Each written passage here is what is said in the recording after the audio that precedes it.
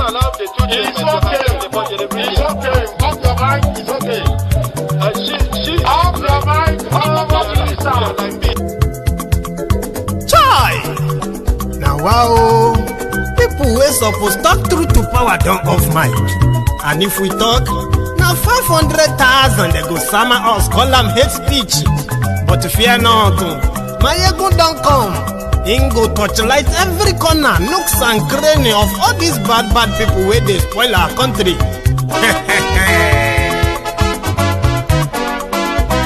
So my people make we laugh, oh yo yo. My ego don't come, oh yo yo. My people make we shout, oh yo yo.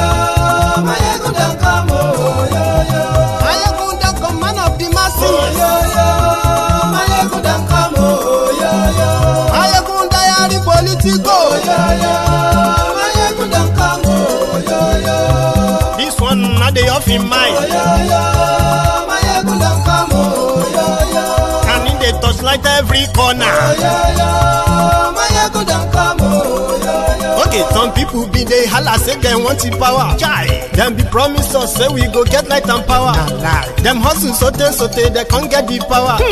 But now they know they do anything with the power. Sure. Every day, dollar just they get the higher power over naira. Still them talk say make we off mind. But thank God say my ego don't come. So my people make you laugh, oh yo yo. My ego don't come, oh yo yo. My people make we shout, oh yo yo. My ego don't come, oh yo yo. My ego don't come, man of the masses, oh yo yo. My ego don't come, oh yo yo. My ego diary politico, oh yo yo. My ego don't come, oh yo yo. This one not they off in mind, oh yo yo. My ego don't come, oh yo yo. Person where they do evil, no one make person talk.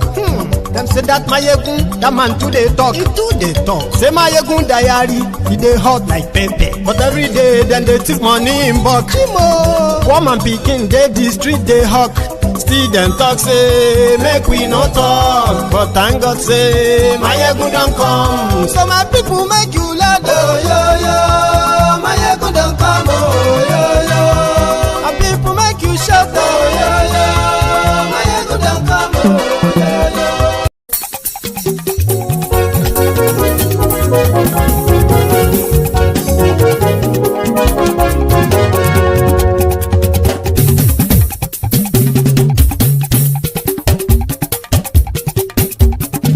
Mayegun làwa mọ̀ làmọ̀ tó dòdòdò. Mayegun diary ayé bí nọ́mbà wá. Mayegun làwa mọ̀ làmọ̀ tó dòdòdò. Mayegun diary ayé bí nọ́mbà wá. Mayegun ti dé o ọ̀rẹ́ ara ìlú. Mayegun diary ayé bí nọ́mbà wá. Lórí Facebook lórí YouTube. Mayegun diary ayé bí nọ́mbà wá. Gbogbo bó ṣe ń lọ ni Mayegun já wa sí. Mayegun diary ayé bí nọ́mbà wá. Àṣírí ọ̀jẹ̀lú kì í bò níbẹ̀ o. Mayegun diary ayé bí nọ́mbà wá. Bó bá ṣe eré àní Mayegun máa wí. Mayegun diary ayé bí nọ́mbà wá. Ó sì tún ṣe eré wàá gbọ́ níbẹ̀ o. Mayegun diary ayé bí nọ́mbà wá. Mayegun diary politico. Mayegun diary ayé bí nọ́mbà wá. Godfatherism kò sí lọ́rọ̀ Mayegun. Mayegun diary ayé bí nọ́mbà wá. Ẹ farabalẹ̀ sẹ́ o kẹgọ́rọ̀ lẹ́nu o. Mayegun diary ayé bí nọ́mbà wá. Àní Mayegun làwa mọ̀ tó dòdòdò. Mayegun diary ayé bí nọ́mbà wá.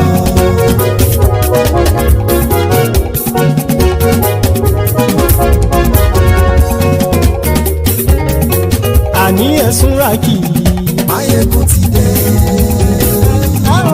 Mayegun ti dé. Ọ̀jẹ̀lú ẹ̀sùn rákì. Mayegun ti dé. Àní ẹ̀sùn rákì. Mayegun ti dé. Lórí Facebook. Mayegun ti dé. Àní ẹ̀sùn rákì. Mayegun ti dé. Lórí YouTube. Mayegun ti dé. Àní ẹ̀sùn rákì. Mayegun ti dé. Bọ́ bàbá gbé wúrẹ́. Mayegun máa wí. Àní àníyàn ìṣúra jù. Ijó ìgbádìyẹ. Àníyàn ìṣúra jù. Bí pẹ̀sìdó bá rúfin o. Àníyàn ìṣúra jù. Bí gómìnà gbówó jẹ. Àníyàn ìṣúra jù. Ọlọ́pàá tí ń darí bá. Àníyàn ìṣúra jù.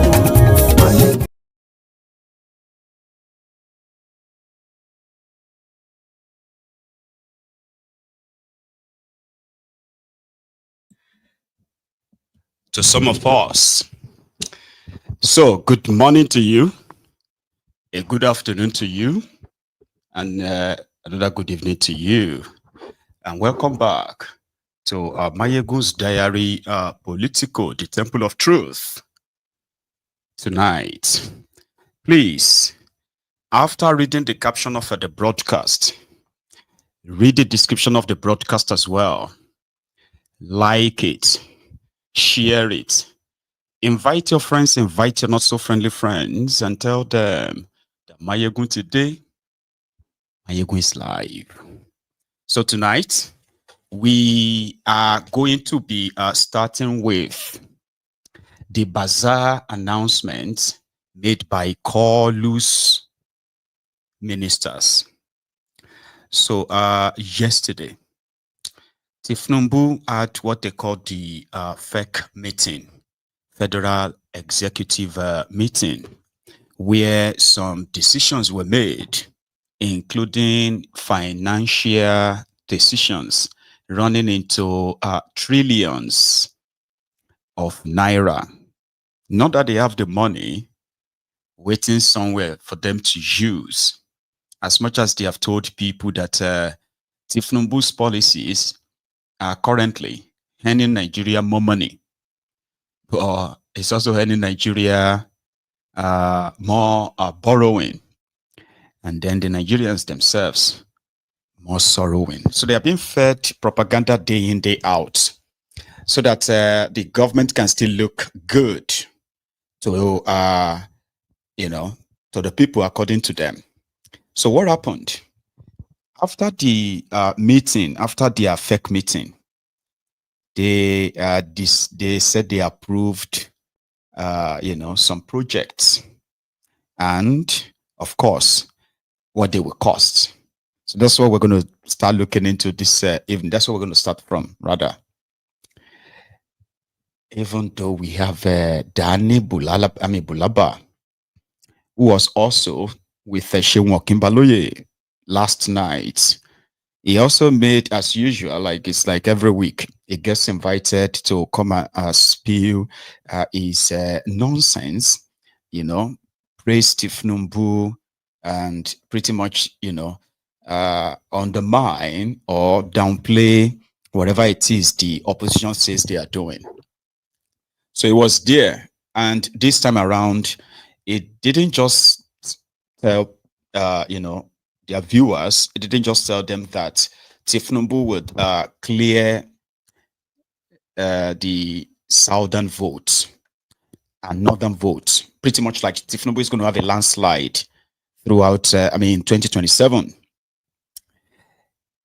So he went on to allocate, the figures, and he said something about Goodluck Ebere that some people are dragging him into 2027. They are just doing so to disgrace him, because right now the entire south Niger Delta, they are with Tinubu. If their governor is yet to cross to APC, they've openly declared their support for him. Southeast, again, he also bragged that Tinubu will have more than 2 million votes in the southeast, and on like that. So let's start with the boring part, the announcement of the bazaar, the looting galore. So welcome to Mayegun's Diary Politico once again, the Temple of Truth. Please, after reading the caption of the broadcast and reading the description of the broadcast as well, Kindly remember to like it and then share it to invite everyone that you can invite. The first person is the Minister of Misinformation. I don't even know his name, but you recognize him here, announcing what they call the basic, what they call the approved, borrowing and, contract. We are still coming to which contract to, but first part, Bazala. A presentation to the Federal Executive Council, and it was considered. The following 6 points were taken, and ministers were charged to adhere to them. The first one is that all procurements under the 2024 appropriation should be concluded by September 2025, and that awards should only be made subject to the availability of funds to avoid unnecessary liabilities. The second one is that ministers are requested to forward to the BPP a comprehensive list of projects that have been awarded under their ministries and their parastatals for the 2024-2025 fiscal years for analysis and transmittal to the President's office.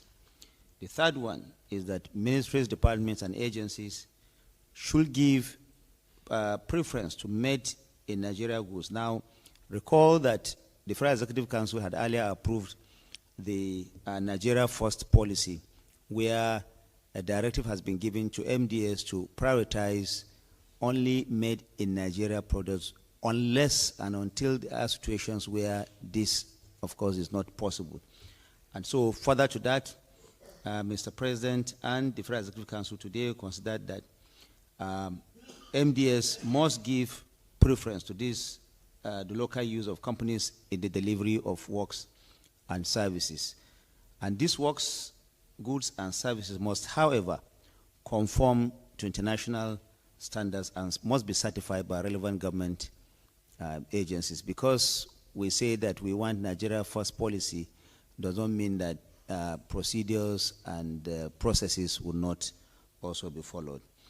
Point number 4 is that honorable ministers have been directed that a significant number of their projects under the 2025 budget are procured using the open competitive bidding. Of course, details of compliance of this should be forwarded also to the BPP for action. Number 5, there is also the need for the Ministry of Finance to ensure that the DG of BPP is included in the team that will negotiate loans that are used for infrastructural development. Recall that occasionally loans are being sought, as we have had at various times, from the Honorable Minister of Finance and the Coordinating Minister of the Economy. Now, there is this decision that when these loans are procured, the DG of BPP be also involved. This will ensure adherence and strictness to let down procedures. The sixth one is that the Finance Act of 2020 intentionally stipulated that government-owned companies and enterprises should comply with the provisions of the Public Procurement Act. Now, the BPP Director General brought this to the floor of the Federal Executive Council. What he said is that because some of these companies are publicly quoted or they are owned by government, they don't necessarily comply to this laid-down procedure. And therefore, he reminded all ministers and members of the Federal Executive Council that the Finance Act of 2020 intentionally stipulates that government-owned companies and enterprises must comply. Because I don't want to waste much of our time. I was reading some of those jargons, but open bidding. He mentioned something about open bidding. That is the contractors that they are giving the. Oh, hang on. I think my microphone is off. Sorry about that. So he said something about these kids. I'm going to take a sec. So I'm going to make you go listen to Devulumai, who has been announcing the contracts that they approved. Do you understand? So when I come back, I'll kind of like mix them up together. Listen to this part. Thank you. The Federal Executive Council review of 152 kilometers of roads that is sliced into two sections by the previous administration, Kano Katsina Road. The first section was awarded in 2013 for 14 billion and reviewed to 24 billion by the previous administration.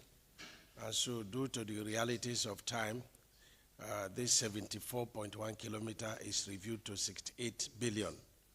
We have a total funding 2024 appropriation budgetary is 6 billion and 2025 is 34 billion. And the section 2 is the remaining kilometer of the road, which is remaining about 79.5 kilometers. And it was awarded in 2019 for a contract sum of 29 billion, reviewed by the previous administration to a contract sum of 46 billion. But due to the realities of time, we've rescoped it and reviewed it to 96.115 billion. Between 2024 and 2025 appropriation, we have a total of 80 billion for this. We have similar works in a new project in Iyin Ilawe Road in Ekiti State. It's a total of 30.2 kilometers. 10 kilometers was already awarded and is ongoing. Transport, this is not bus terminal. So it's 30.2 kilometers. It's in 3 sections. First section was awarded, which is 10 kilometers. Now the sections 2 and 3 are awarded, 10.1 kilometers each, and each is awarded. The second section is 16.77 billion, and then section 2, section 3, the last section is 17.275 billion. We also submitted a memo, and the theme of the memo is approval for constructive engagement on the rehabilitation or construction of new Kata and Tom Mainland bridges in Lagos State.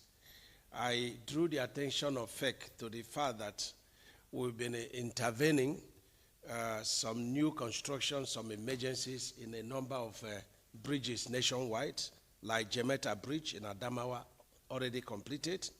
Murtala Mohammed Bridge in Kogi State is ongoing. We have Jeba Bridge in Niger State. We have Gashua Bridge in Yobe. We have a Kata Marine Bridge and Independence Bridge, Tom Mainland Bridge, and the Kata Bridges in Lagos. We have Ibi Bridge in Taraba State, Artisan Bridge in Enugu State, Apoha Bridge in Ebonyi State, Opobo Bridge in Rivers State, Barrow Bridge in Niger State, Buruku Bridge in Benue State, 3 numbers collapsed bridges in East-West Road, 2 in Delta and 1 in Bayelsa State. So these are bridges were, but just to mention but a few. Now, what are the issues of Tom Mainland Bridge and Kata Bridge? In 2019, there was a study to find out what is happening, below the water of Kata Bridge and the, Tom Mainland Bridge. And it was discovered that there were a lot of problems because the pipes were installed in the technical terms of skin friction because rock would not be discovered. Skin friction is a method whereby you secure the pipes. And under the aggregation of the pipes, you have the pipe cap. So it was discovered that these pipes, being held by sand, is being washed away due to illegal mining of sand and due to also ocean, current. And so in 2019, ẹni òfò ni ẹ ṣòfò láyé ẹ tún sí lálìkìyàmà ẹ̀yin rádaràda wọ̀nyí. Lórí burúkú ni o, devil ló mà yìí. It's all those talk. That's the same way he kept, talking all that nonsense jargons on their coastal road, Lagos Lagos Calabar coastal road. Anyway, let me quickly pick on the other one, the first one, who said they had a competitive bidding for all of these contracts. No, they don't. There was never any public announcement about any of their contracts. You can't see it anywhere. There are contracts that, for instance, when they wanted to give this 18 trillion naira Lagos Calabar Road project out, they just came out to announce it just like that. It was already awarded to Shaguri, Tinubu's confidant. And so, many other, all other ongoing contracts under Bokwari that this Devulumai has been kind of like, as their work minister taking over, he has succeeded in not only just cancelling most of the contract, he got them replaced with their own chosen contractors. No public bidding. Now, you might say, well, they are just working with people who can deliver. Great. Have you seen the ridiculous amount of money they are putting on them, right? So because there's no bidding, no nothing, everything is done with, in fact, there is no budgetary provision for any of what Tinubu is doing. Do you know what they did? Which in itself, I believe is illegal, right? What Tinubu and his gang, what they did was that when Tinubu came in, they set up what they call the Presidential Infrastructural Fund. This is like a wallet created by Koolu for infrastructural development. It is not subjected to any form of appropriation, no. Not subjected to any form of National Assembly oversight, no. It is strictly for Tinubu and Isaku. And what do they do with, where did they get the fund from? Loans. Loans that most of them are currently being eaten from Nigerians. Books are being doctored.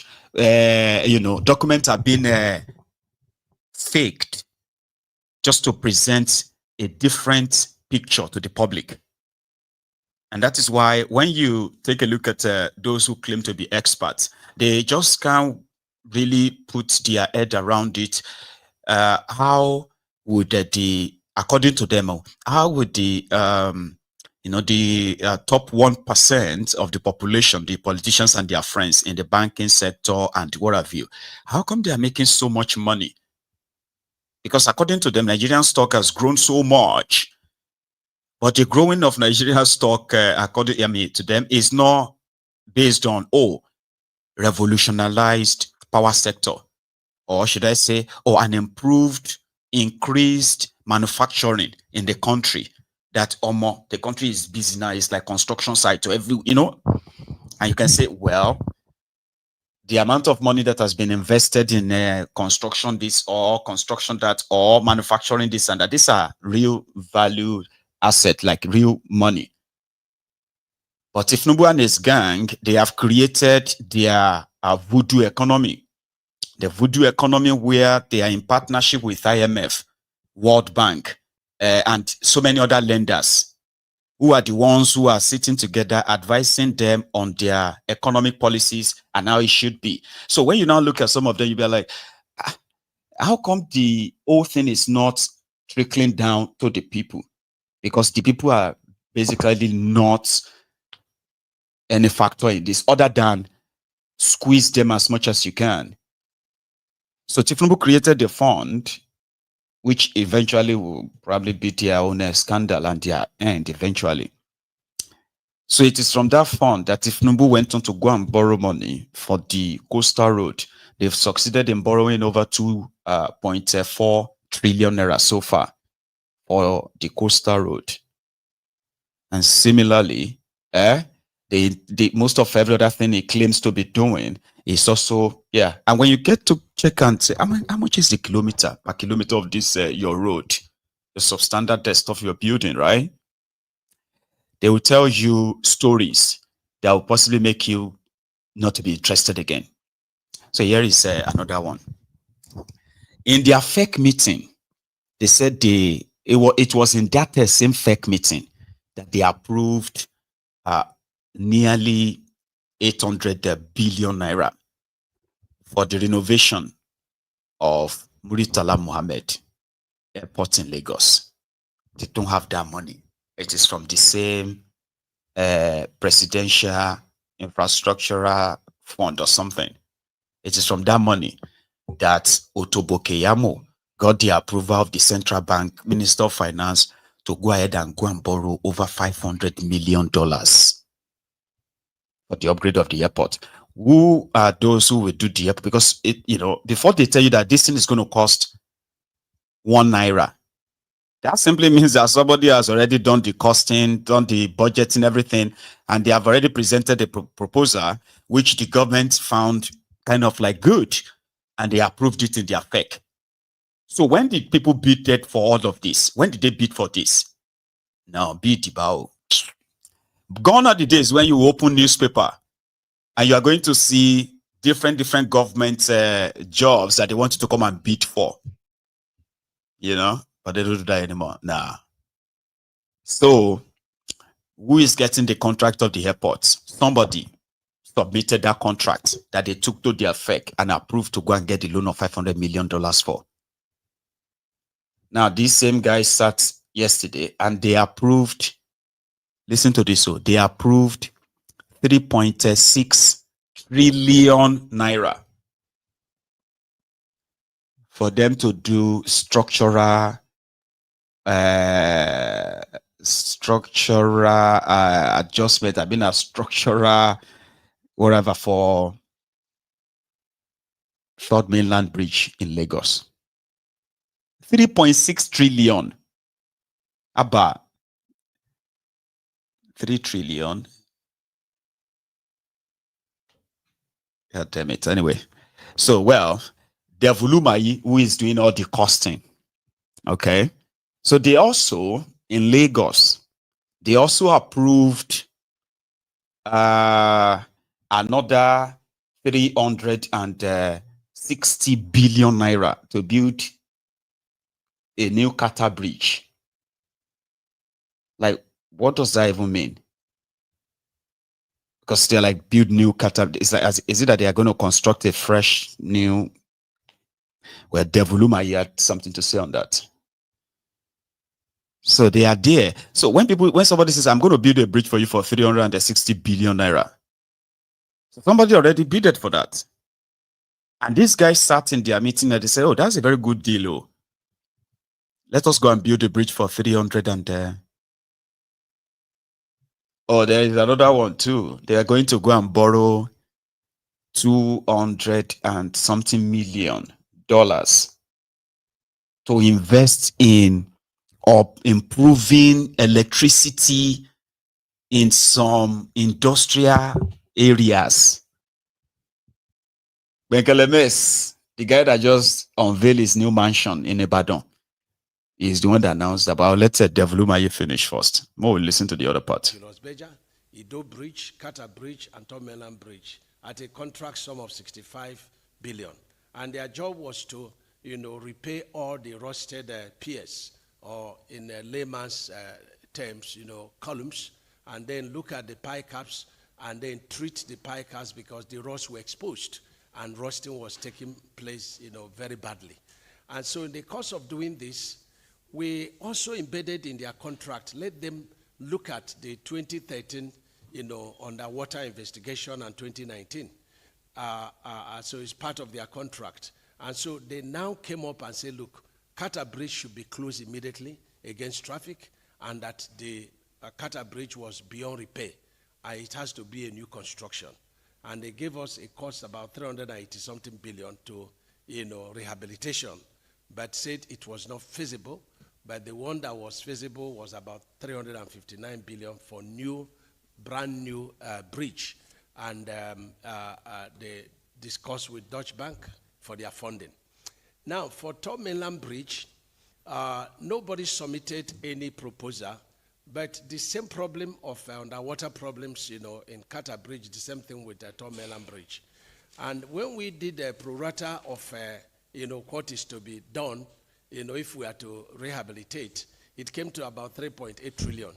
And if we are to do a new construction, it came to about 3.6 trillion. And so we approached, Federal Executive Council and said, look, give us approval, to do two things under EPC plus F, to allow not less than 7, specialist contractors to undertake comprehensive investigation, comprehensive design, and a bidding to reconstruct it, brand new bridges, or to, do rehabilitation of these two bridges. Then the third one is to advertise for PPP, where the, private sector will bid, for rehabilitation. They will bid for rehabilitation. They will bid for, new construction.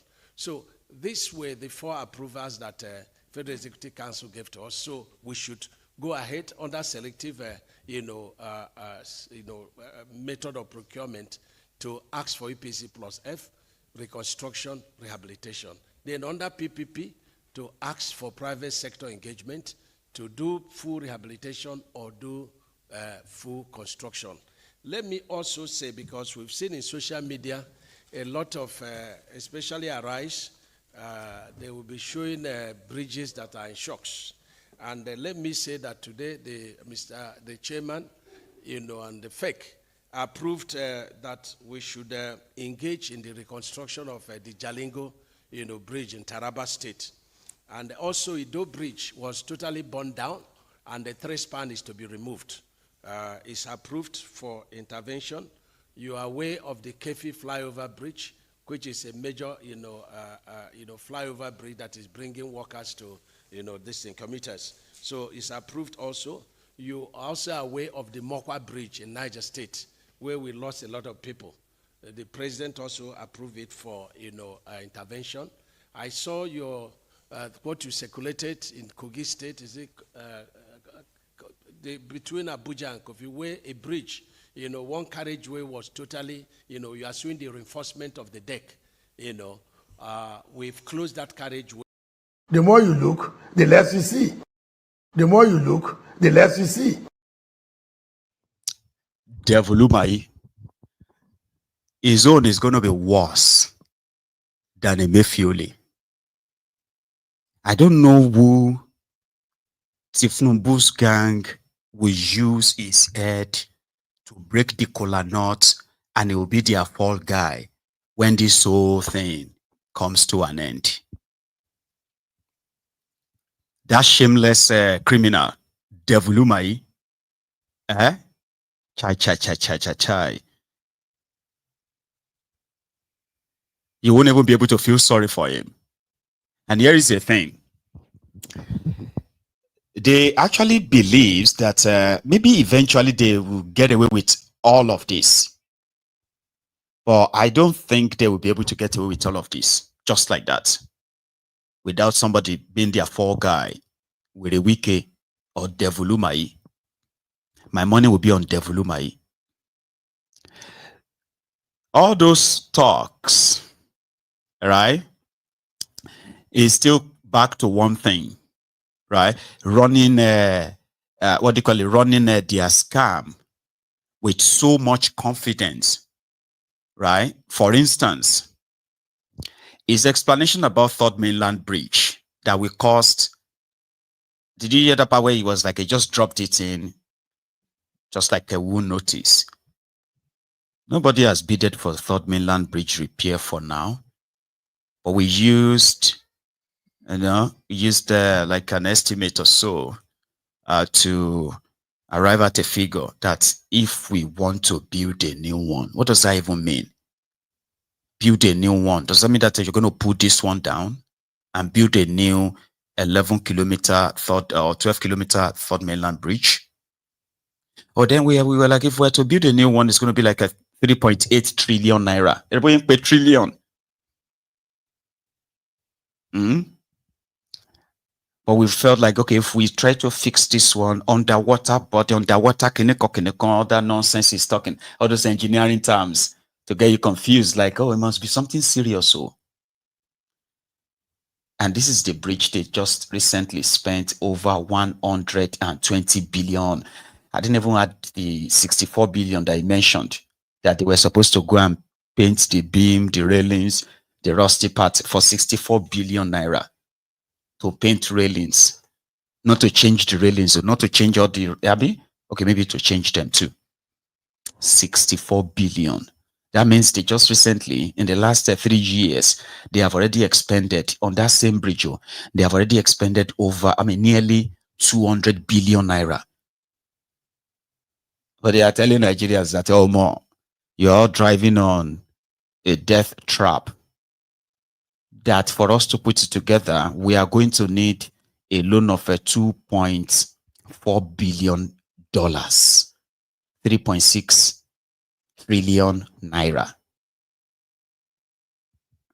Then it drops something else as well.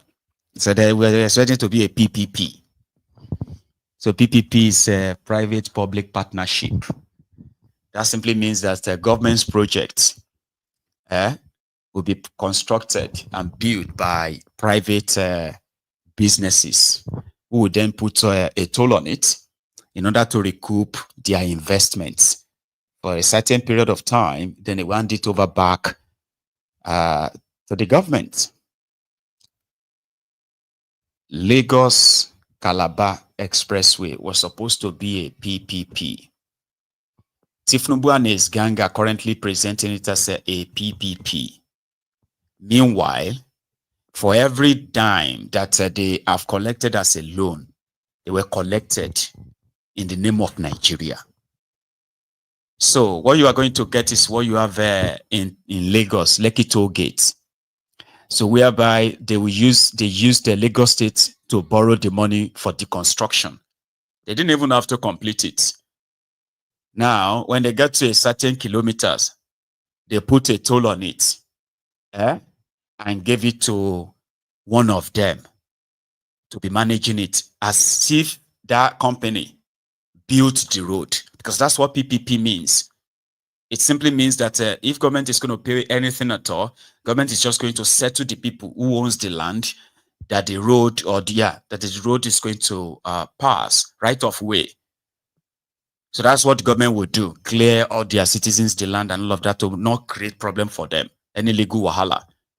But they will have to bring much of the money to construct the project and collect. But right now, like they are, like they did in Lagos, that's what they're about to do now with this federal government, the money that they are borrowing in the name of all Nigerians. Do you get that now?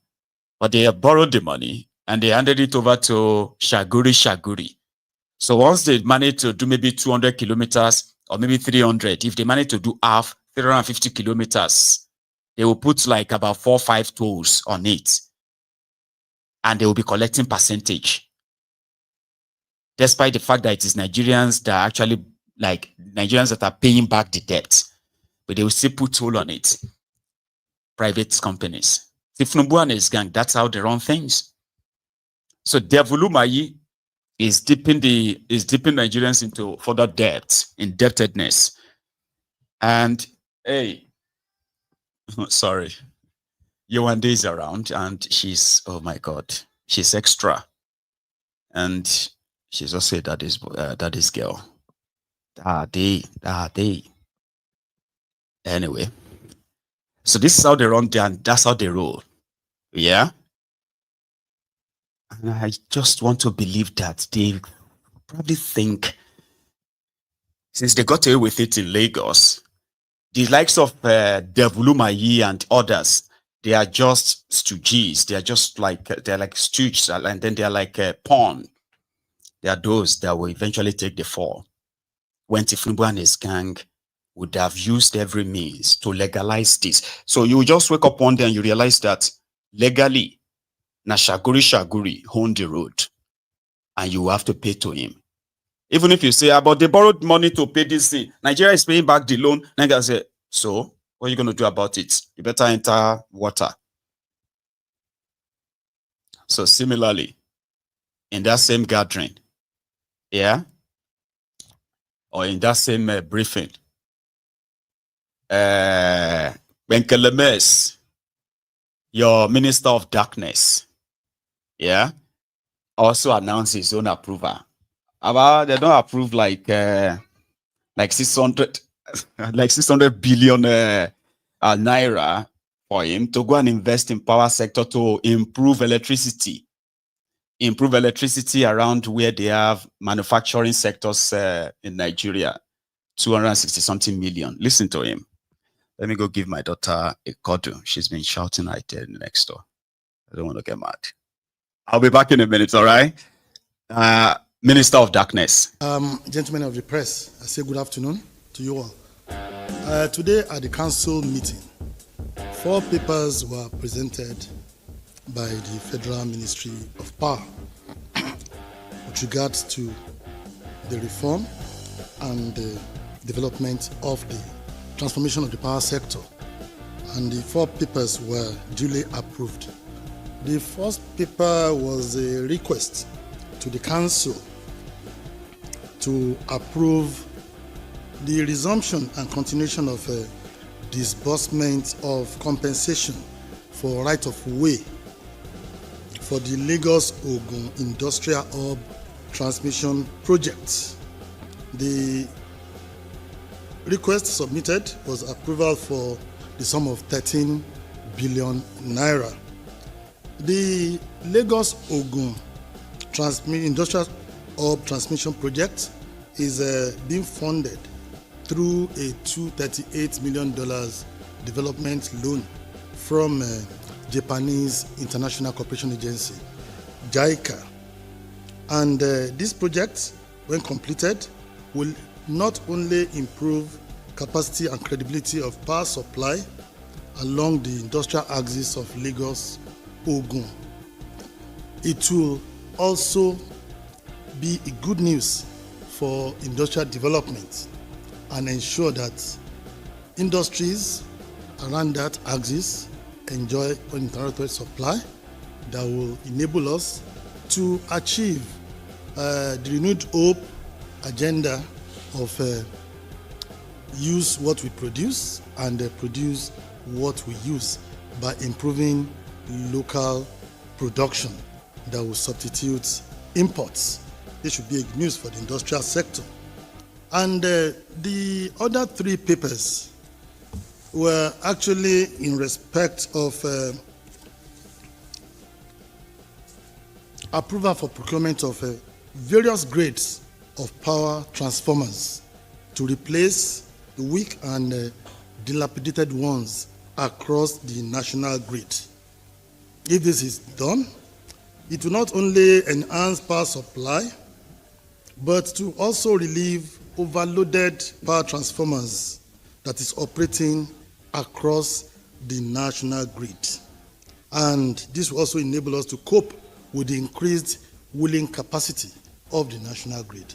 The national grid is over 50 years old, and we know that a lot of the power transformers, the cables, they are old, they are weak, so there is the necessity for us to regularly maintain the grid and replace all these old and dilapidated infrastructure for us to have a more stable and effective national grid.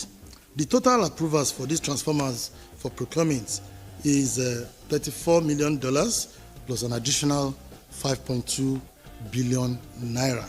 And the number of transformers actually total 14 in number, which includes a 2-number 150 MVA, 330, 132, 33 kV power transformers, and a 5-number 100 MVA, 132, 33 kV power transformers, and 5 numbers 60 MVA, 132, 33 kV power transformers, and lastly, 2 numbers of 30 MVA, 132, 33 kV power transformers.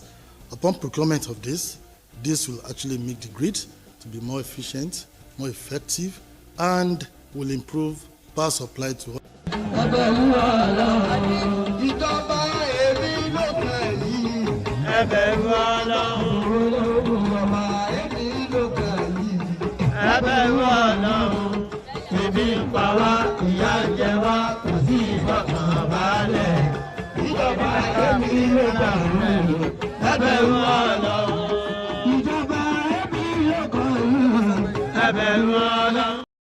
Ọlọ́run, ìjọba ẹ̀mí ló kàn yìí, ẹ bẹ̀rù Ọlọ́run.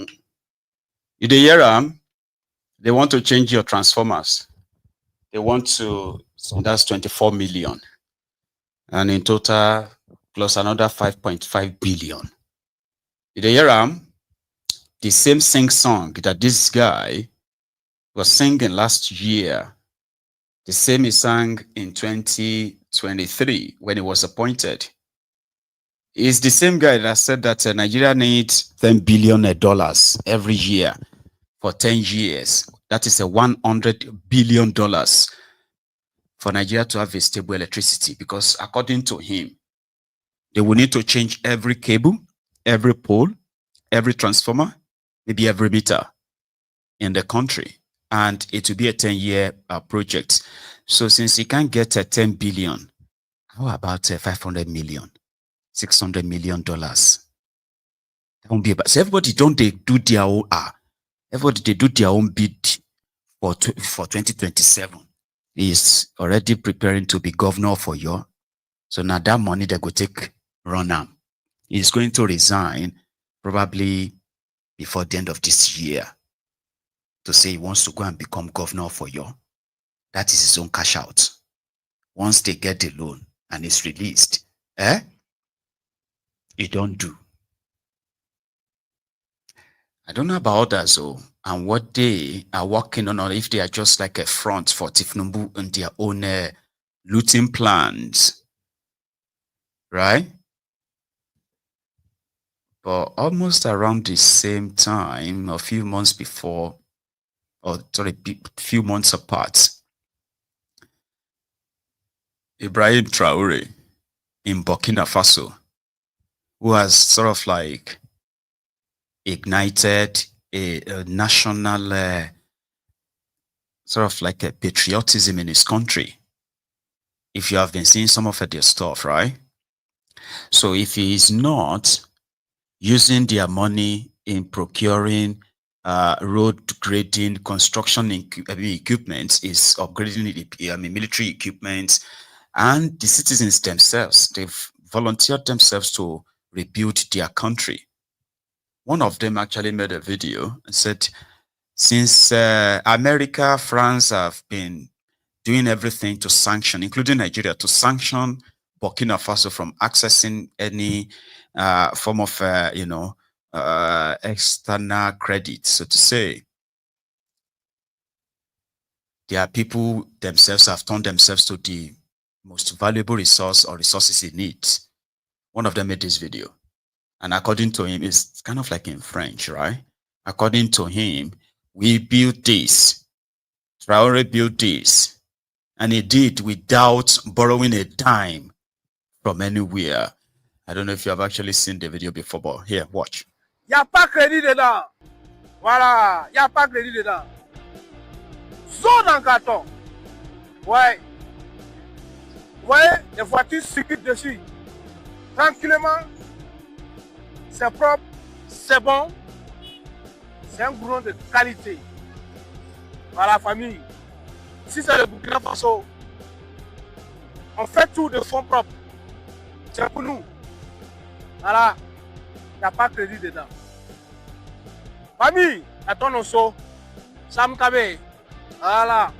Pour ceux qui ne connaissent pas, ici, c'est le rond-point à l'entrée de Ouagadougou. C'est la voie de contournement. Si vous regardez bien, c'est une grande voie qui fait le tour de toute la ville de Ouagadougou. Vous voyez? Je peux dire que c'est une autoroute, hein? C'est une autoroute. Voilà. C'est une voie à double sens. Hein? 2 voies ici, 2 voies ici. Construit à fonds propres. Regarde les lampadaires avec des plaques solaires de qualité. Voilà. La nuit, c'est éclairé, le rond-point est éclairé. Regardez. Les lampadaires. C'est parti. Il n'y a même pas de limite. C'est le façon. Vous voyez? Il n'y a pas de crédit dedans. C'est pour nous. Il n'y a pas de crédit dedans. Voilà. On n'en vit personne. On n'en vit pas un pays. C'est pour nous. Voilà. Famille, il faut regarder. Regardez derrière moi. Tout ça, c'est pour nous. Regardez comment c'est joli. Ça, c'est fou, no? I think that's French, is it? So if you are a regular user of the social media, you probably must have come across a lot of stuff these guys are doing in their country, rebuilding their own roads, since the foreign contractors or foreign builders won't come to their country because of sanctions. They are rebuilding their own, sporting centers, stadiums, building new hospitals. They are building new roads from scratch.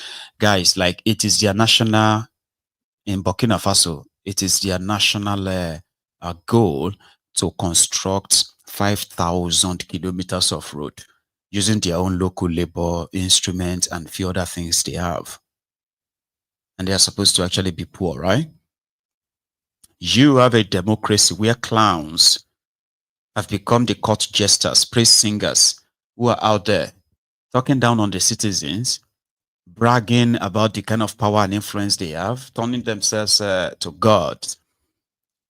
You know, like this Dani Bulaba. Let's go back to Nigeria now. So Dani Bulaba was on Politics today with Seun. And I think they were just having this as Seun Seun for being Seun. So I think they asked him about Goodluck Egbere Jolantan's the rumor that he will be joining the 2027 this or that. His response. And then his response about this South. Have you heard the Ronokus? I saw a post on, I think it was on Twitter, X, where one of the sewage dwellers, the Ronu bandits, the Ronuku, said that the northern Nigeria want to be doing bigotry with them because the northerners are saying they are not stupid. All right. Majority of the projects going on in northern Nigeria, okay, the contractors are not paid because there's no money to release to them. And they believe that in other places, like in the south, Tinubu is actually building a lot, is developing the southern part of Nigeria to the detriment of the northerners. So, and it is famous in northern Nigeria right now, the word Yorubanization. You get that? So, the Ronukus who want to, they want the Igbos to go back to their region. Now, I saw where one of them was like, Northerners are practicing bigotry. This is the time for the South to unite. As Abulori Brukune, you better call your fellow Ronukus to unite. Which of the South? Let's unite against the North. Coming from a Ronuku that wakes up every day or barely sleeps as well because he's having a nightmare about one of the regions in the same South. Okay. So Dani Bulaba went on TV to brag of Tinubu's kind of like chances. The Northerners who are grouping themselves to take him out. Dani Bulaba is from Borno State. He said these are inconsequential people. In the south of Nigeria, according to him, Tinubu has done so well. He didn't mention what he did, though, but he said Tinubu has done so well that Peter Obi stands no chance in the southern part of Nigeria. Forget about 2023. That's what he said. But hang on, I think I should rather let him say it. Listen. That's him over there. You see, when it comes to the issue of whether this government is responsible and responsive, I believe you must have reported over and over at the local camp. I see that some unscrupulous elements are trying to hoodwink former President Goodluck Jonathan to come into politics so they can destroy his reputation, which after he left government, he has been building by becoming an international figure globally. And why do I say that? The southern Nigeria, where President Goodluck Jonathan comes from, have all turned to Asiwaju Bola Ahmed Tinubu and APC. You have seen governors coming. These are the individuals he would have relied on if he's going to run for presidency. Now, the elements that are going to him in the north, asking him to come to run, are they not the ones that chased him away? So what hope does he have that this time around they are calling him because they mean well for him? Then look at the political class that are coming together to cajole him to come into politics. I know President Goodluck Jonathan is smarter than that. But if President Jonathan decides to run, let me tell you, I have seen the political climate in Nigeria today, and I will speak to facts, not conjecture. There is not a single politician that has the capacity to knock off President Bola Tinubu. In what sense? In all fronts. Let me bring something. This was the worst moment of President Bola Ahmed Tinubu's political trajectory. Do you know why? President Bola Tinubu came at a time when the odds were against him. Even members of the Southwest, I was with him in the primaries and before the primaries. I know prominent figures in the Southwest who turned their back from him. Why? Because they were hearing that a Fulani man will give to another Fulani man. So they rally around Alhaji Abubakar. The Southeast, they were trying to find a place. Majority of them tried to align with Alhaji Atiku Abubakar. The North Central, Peter Obi used dangerous rhetoric and deceived the church that he is going to take the country back to the church. And he got the number he could muster. You see this thing? This is going to be like I don't know how to describe it, but let me take you zone by zone. You see the Southeast, I guarantee you President Bola Tinubu is going to get more than 4 times, if not 6 times the value of the vote he got. So because all the governors get 800,000 votes or 700,000 in the Southeast, that's what you're saying? No, you will get up to 2 million. But let me tell you. In the Southeast, yes. Where will you get that? Let me tell you why. How many votes are there in the Southeast? There are lots of votes. Yeah, but the question is that if Peter Obi is not on the ballot. No, Peter Obi will never. He's a director general in ADC, the coalition of. Peter Obi has 3 options on the table right now. Which option? PDP, Labour Party, ADC. Let me tell you, those who were saying PDP, when he had Jonathan, immediately he said he's Labour. And why he's Labour? He said he swore he never said he's Labour. He is. He said ADC. Then he swore that he's Labour. As I tell you, he's not going to get a ticket in any of the parties. That is Peter Obi. Now, the problem now is that he might not even get the vice presidential ticket from the way things are going. But whether Peter Obi is a ticket bearer of the party, Peter Obi has lost more than 50% of his vote because they were not votes that were built on agenda and politics. They were built on rhetoric and division. And Nigerian people's eyes are open. That is one, Southeast. When you go to the South-South, when President Bola Tinubu came, you know most of the governors were PDP governors in the South-South. Tell me a state in the South-South that is not supporting Asiwaju Bola Ahmed Tinubu. Even the one that the governor say, I remain a member of PDP, say, I endorse Asiwaju Bola Ahmed Tinubu. Are there not governors that have the structures in the state? Come to the Northwest.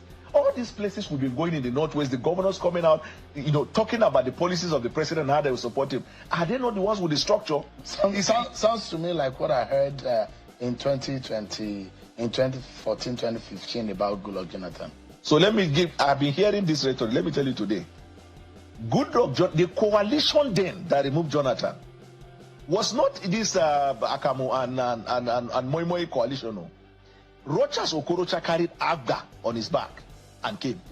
Saraki carried a part of PDP and came. Tambuwal carried a part of PDP, congregation, and came. Atiku Abubakar had his own structure. He came. Buhari came with his own structure.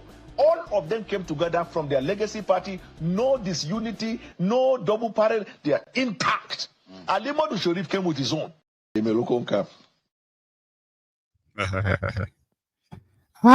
Or more.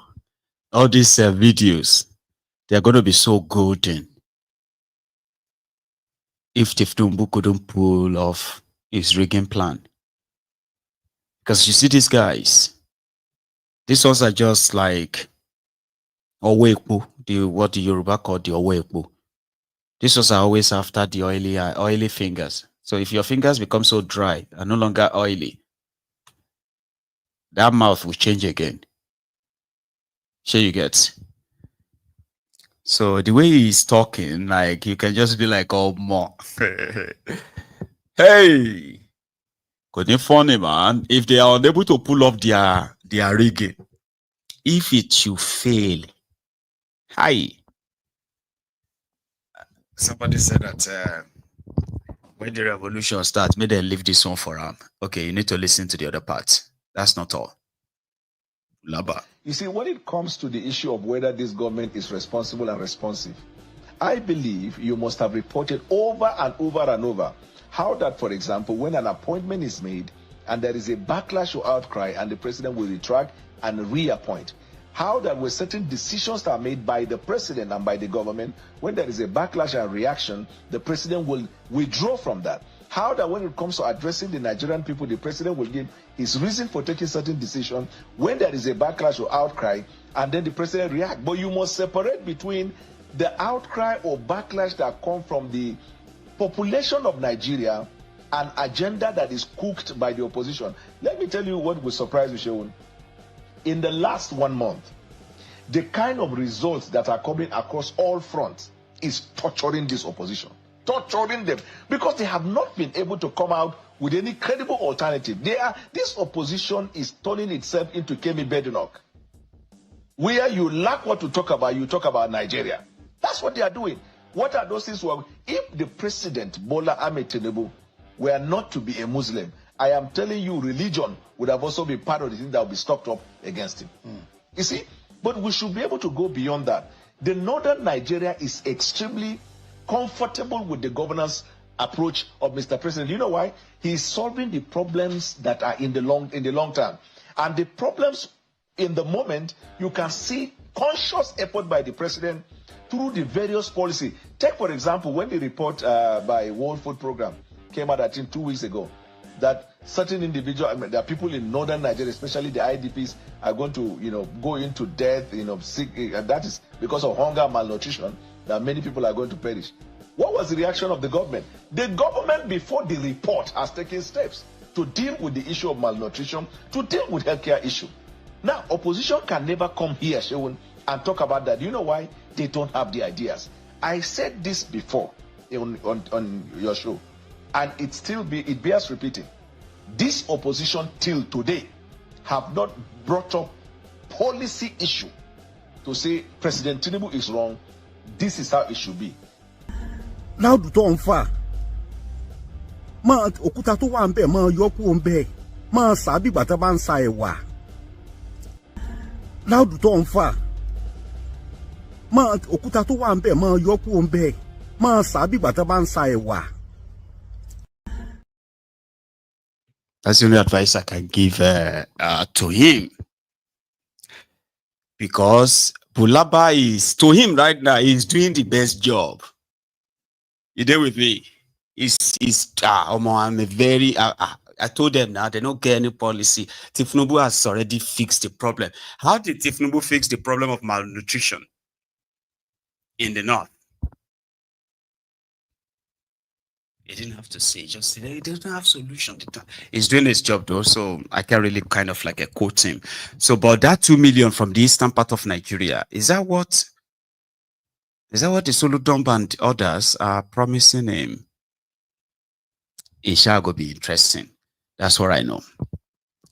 Now, there's something we used to say about turn by turn Nigeria Limited.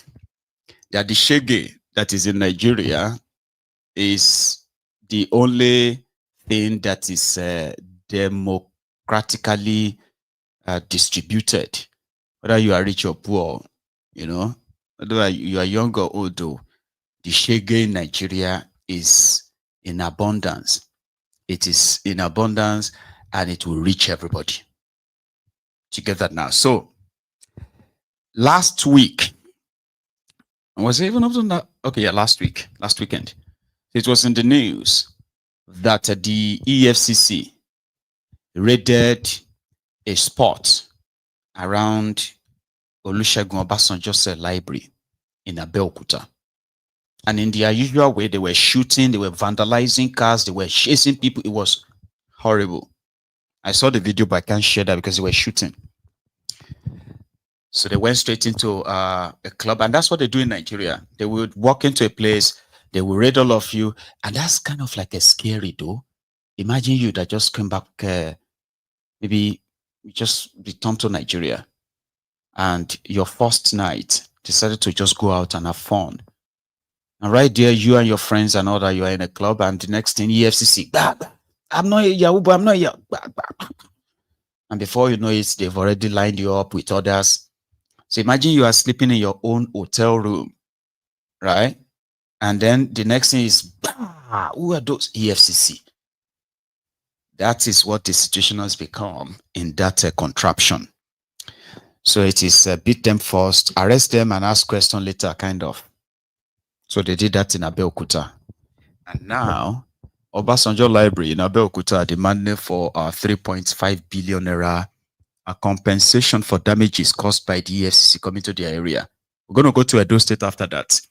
They are experiencing the same situation. Listen to this. Restitution for the damage caused be made to those persons who were arrested and whose vehicles were carted away by the invasion force of the police and the EFCC, as well as for bodily injuries suffered by these persons, numbering at least 100 persons, be paid in the amount of at least 1 billion naira.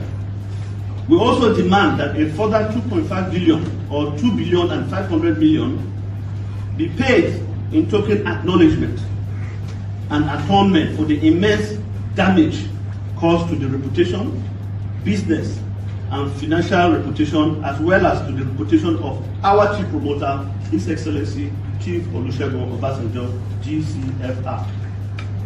Finally, we have further instructed our lawyers that should these demands not be met in full within the next 7 days, starting from today, Wednesday, August 13th, 2025, restitution for the damage caused be made. Oh yeah, no, 2.5 billion is enough to make you lose, your line or miss your line. So yeah, they want 3.5 billion in total. 1 billion to compensate those people they arrested, assaulted, and all of that, to say sorry. 2.5 billion for the damages, or else, everybody. In Edo States, someone sat and did a comprehensive explanation of what business has become, especially hospitality business in Edo States. And the story is kind of like similar in some other places too, where these guys have targeted businesses because they are booming. They are like, then they will target their customers, rate all of them, not because they have a tip of somebody they are looking for, but because it is Nigeria. And if you don't want your face on EFCC's page on social media, you will still, even if you have nothing, if you've done nothing, you will still have to bribe them to get free. That is killing business, this guy said. Please listen. From Edo State. These hotels are lovely for us to stay over. They sleep for nights. They do their private businesses or whatever. You go there now, you use MasterCard, the open door. And now I'm going to ask another question. If your movement is just... All right, good morning, my country people. And I say, how na day, Baba God bless you and everyone of my way. They follow my podcast and, of course, my program on radio, Area Parliament. Yes, so for Silverbird Redeem 93.7 FM for Benin. My name is Honorable Godfather, Speaker of the Parliament, and I greet all of you this morning here, yes, for Nigeria. Then for those of you waiting in the diaspora, I don't know wherever you day, whatever time we on day, but I say good afternoon and of course good evening. I want to talk about this current or this present EFCC hotel raid, yes, and business center raids, yes. Now what I really want to talk about. I talked small concern for radio the other day when one or two people call in, they complain. I say, well, I go do my investigation. Make I reach out to one or two hotels them where they go.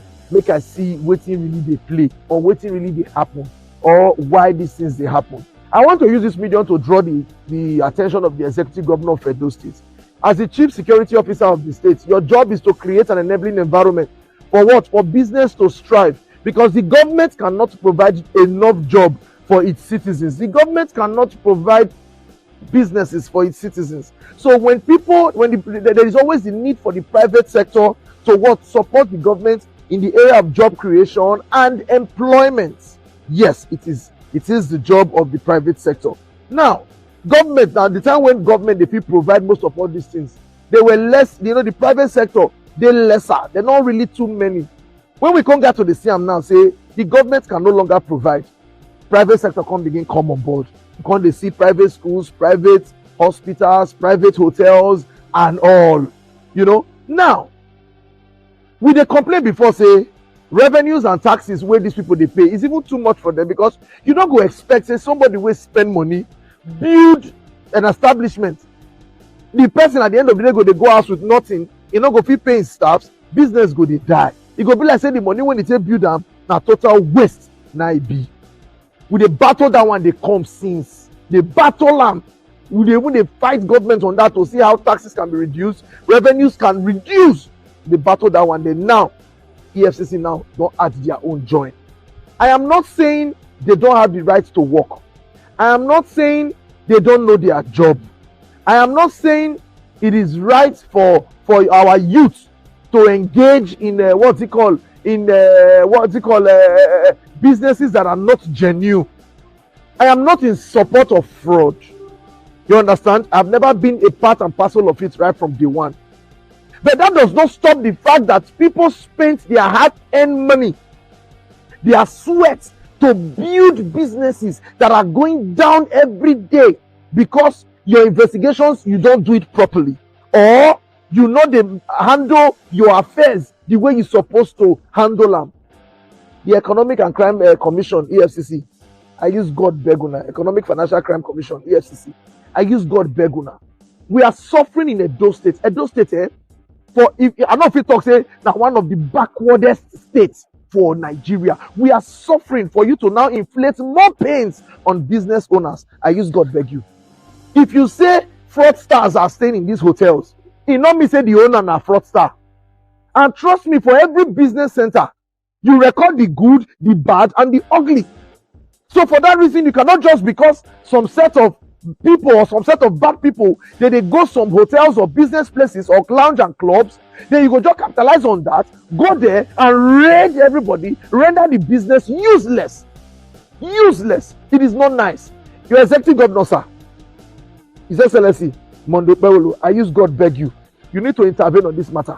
You need to call the present, I don't know whether a chairman or a zonal director they get to for this Edo State. You need to call them to order. You need to call them to order. Call them. All those things when they do na security meetings them. You need to call him.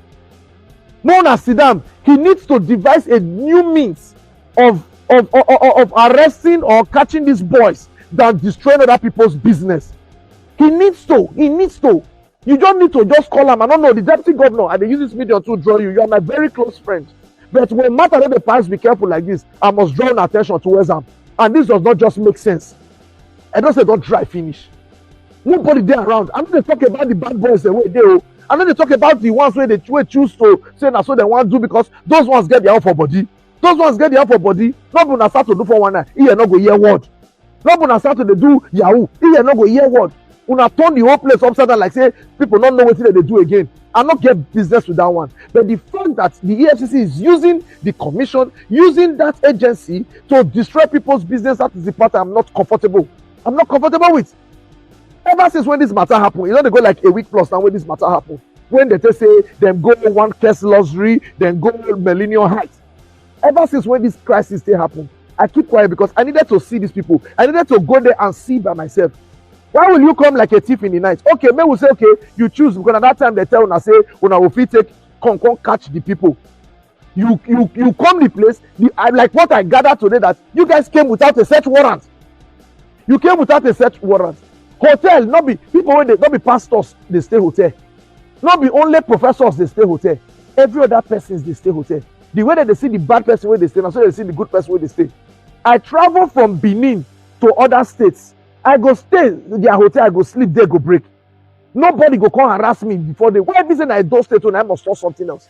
Why be saying so go be? If you know say your intelligence, you want follow up with your intelligence, and you are sure that these people they are there, don't they come outside? Do they stay their lives there? For abroad, even if una never go abroad, una dey watch out for film. If abroad, if they want tell fraudsters or tell drug peddlers and all that, they feel they change duty for the premises of that person. They go park motor outside. They don't go there to destroy the person's business. They go stay blocks away, waiting for the person to come out before they go hold and they go apprehend them. That is how they work. That is how they have been working. Not you now going to that particular place, embarrassing both those that are involved and those that are not involved. I weep just to hear some information so that they hear just now that una enter some of the hotels, use MasterCard, open doors, people naked, people where they will be passed by that are not even fraudsters or whatever. That people where they pass at those states, okay, they miss their flights or they not fit continue their journey. Let's sleep over. Oh, Bwala ma je breakfast. Asiko to ni kanuku ma je tie ototoni. Sumabilai. Everybody go chop breakfast. It's just going to be at a different time or times, right? But it's actually very sad. If you try to imagine this scenario, like I tried to paint it earlier, I mean, can't those who act as the security agents, don't they have any real training? These are the questions I normally ask myself. I'm talking about invading a club and then you're arresting everybody there. Everybody. Like you don't have any specific set of people you are looking for without disrupting people's businesses and all that. You know, it is a jungle. So you can play this scenario.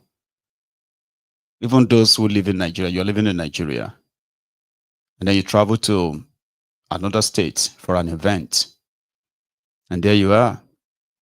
You needed a place to stay, and sure, you found one.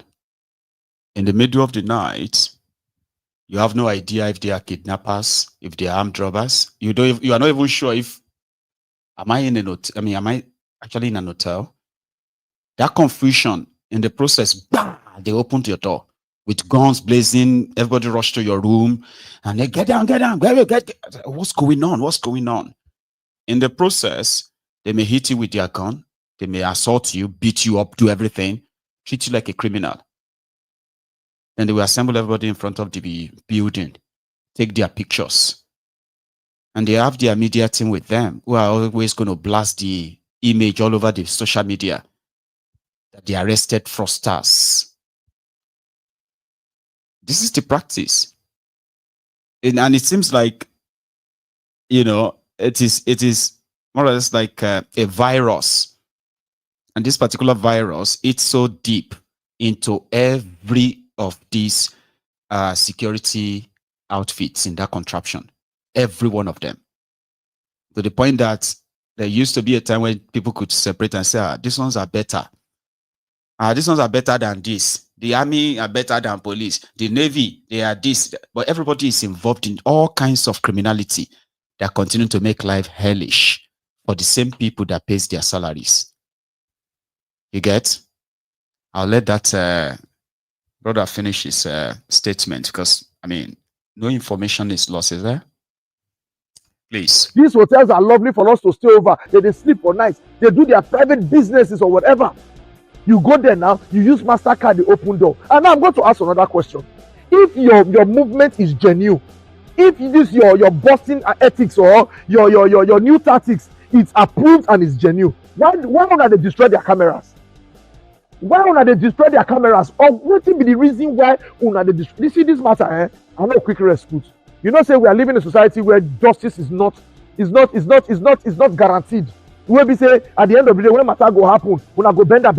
People go come outside. You can't fight the government. You no go fit fight government to rest for the matter. Now the question una dey ask una, and I need that answer from una, because me no rest for this matter. I'm going to continue calling people out. Our roads full ground wey dey give contractors make they do, contractors not do am.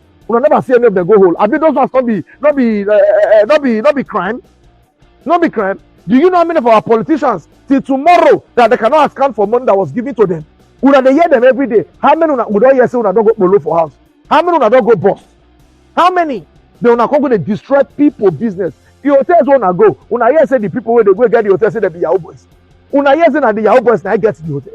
So they why not destroy that people's property? Una need to answer the reason why una go destroy cameras when una go hotels. I don't know why una dey destroy them. Because these hotels, and when the news reaching me presently say these hotels and when una go, una destroy their cameras, una destroy their DVR where they record the activities or wetin happen. Why una dey destroy them? Why una dey carry the comot? Why una dey seize them? If your activities is right, why una dey seize them? I want to use this. I'm using this video to beg you people. Oga, the director for Edo State here, Oga EFCC. I use God beg you.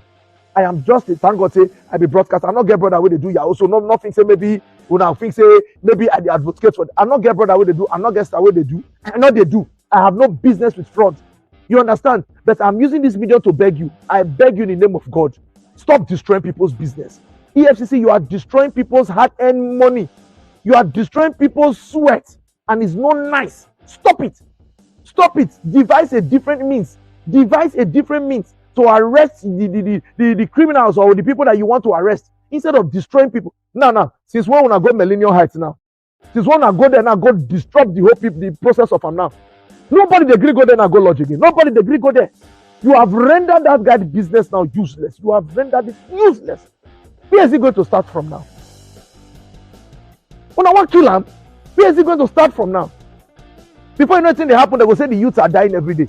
Why will they die? Die of high blood pressure, die of this, die of that, die of that one and die of this. What is happening? What did even happen?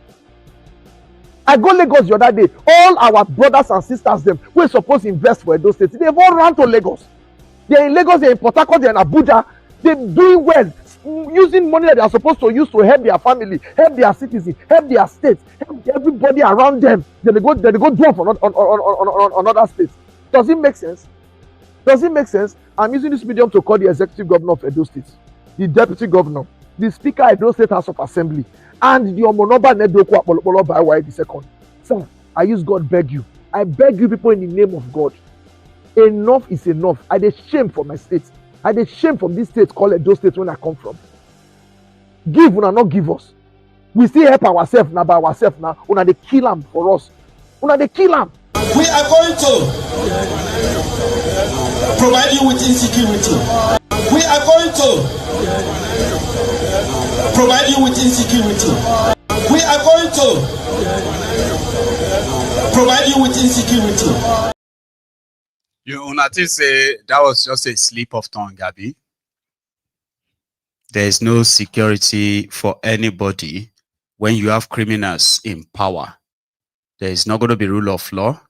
There's not going to be orderliness. It is just going to be a fire brigade approach. And then, yeah, it's going to be the struggle of what they call the survival of the weakest. The survival of the strongest. I think a struggle in the jungle. Here is another lady. Oh, hang on. Let's finish with the EFCC. So the EFCC chairman was somewhere recently and was talking about the people the guy was talking about, like the real thieves.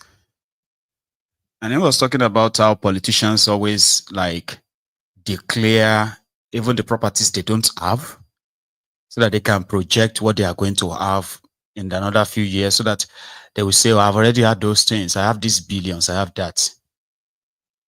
They were just our talks too, right? But the guy, CCB is one of the most effective, potent, effectual constitutional body that we can use to support the fight against corruption in Nigeria. having recognized the importance of CCB, that is something that I feel, if has not been put in the code, because I got there when they had started talking about code, I think should be there by virtue of the work we do. And I give you an example. There was an investigation we carried out, and we discovered something not too strange, but proves the ingenuity and the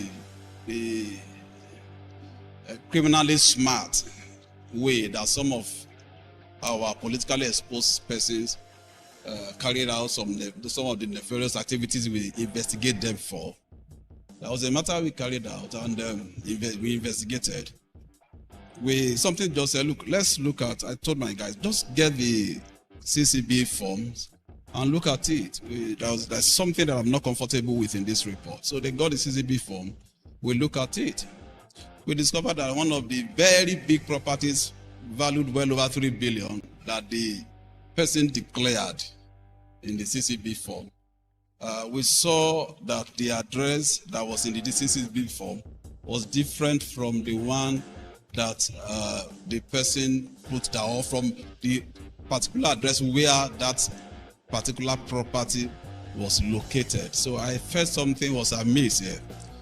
So we decided to dig further, carried out more interrogation, and we discovered that actually the person declared the property, but the property was not in existence.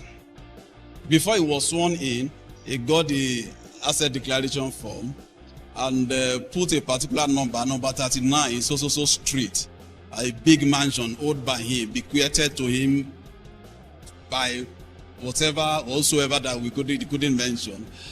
And by the time we investigated and looked, we discovered where the asset was. We discovered the asset on number 44.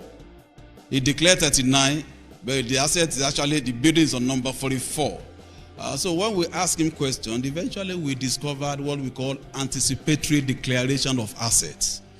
And that is a smart way that some of these our leaders have resorted to now. Now they declare what they intend to acquire by the time they are in the office before they are sworn into the office. It's terrible. We saw that and we felt, no, this is pretty bad.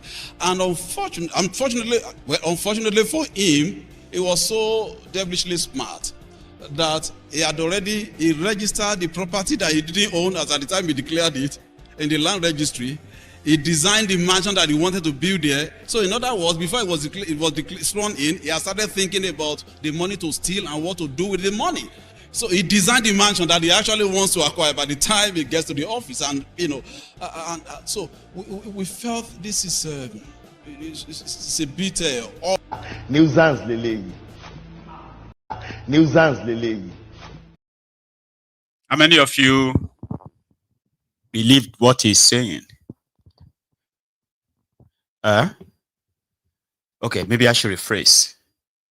He is telling us a story of a politically exposed person who is a smartly criminal or criminally smart.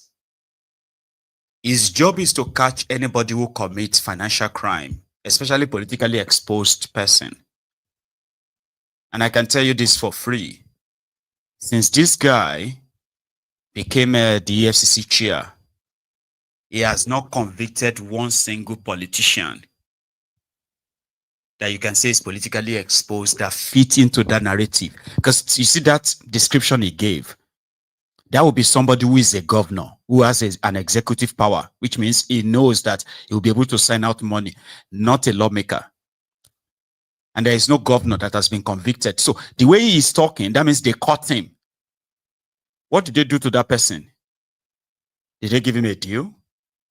That's why I don't believe the story. He is a criminal. He is an RCCG pastor. He is a criminal.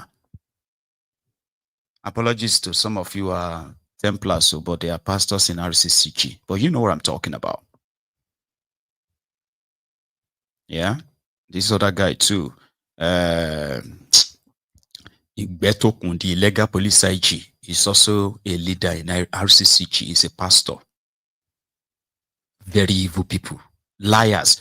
And he stood in front there making up all those stories sensationalism, sounding pretty much like he's just done something so great, but he's not bold enough to mention the name. Since that person has been caught, so what happened to him? Did he escape any form of justice? Yeah. But he will say all of that there. People will clap for him. They will say, okay, what is the end? What then did you achieve with that?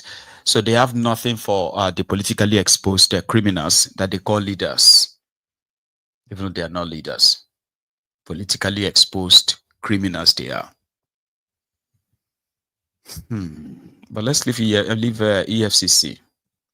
In the on the front where we said that Nigeria not happen to you.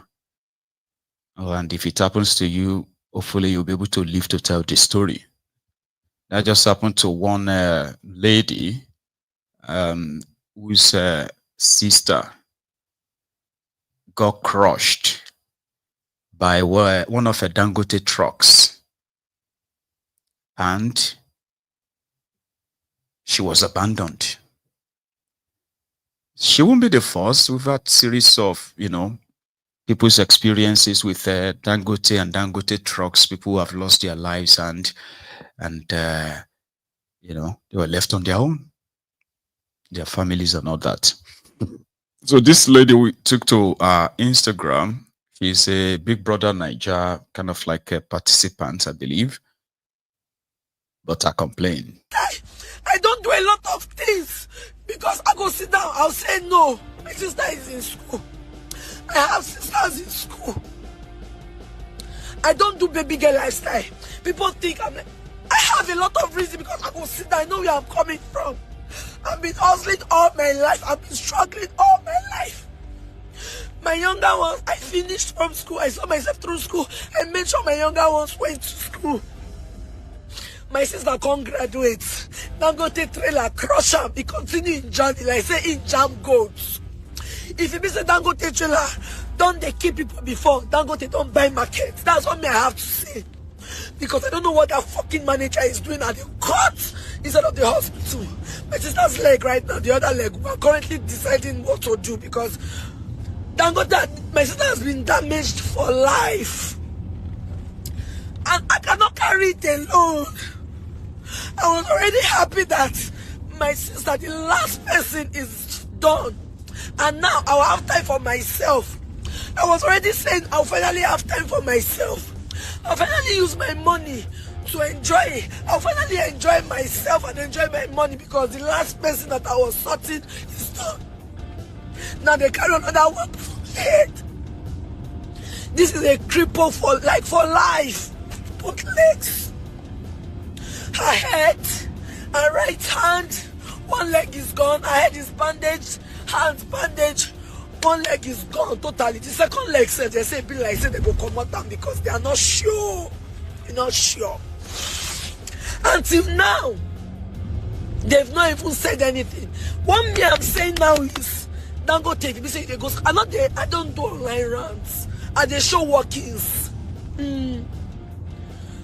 It's not even possible. Me, and they show work. I'm not a rich kid. I was not born with a silver spoon, Baba. I suffer. I don't suffer. I've seen shege.